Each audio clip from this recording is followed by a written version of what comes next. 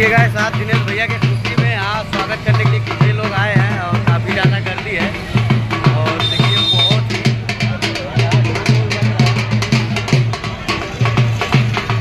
अभी हमारे सुपरस्टार दिनेश लाल यादव जी आने वाले हैं, उनका सम्मान करने के लिए बहुत ही लोग आए हैं, तो बने रहिए आप।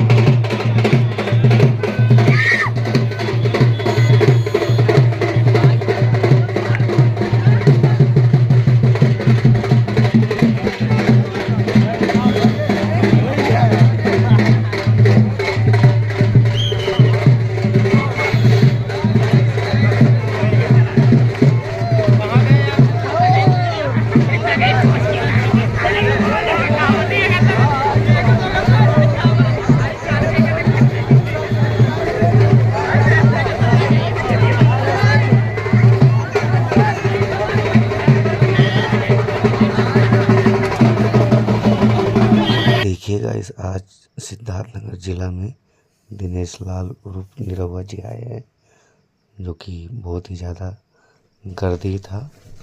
और सनई चौराहा सिद्धार्थनगर, जो कि राजेश यादव जी के दुकान में, राजेश भाई के, और सभी लोग सम्मान किए।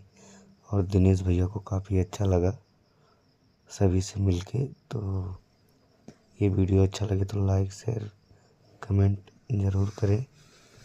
और हमारे सिद्धार्थनगर की धरती पे आए हुए हैं दिनेश लाल निरहुआ जी, सनई चौराहा।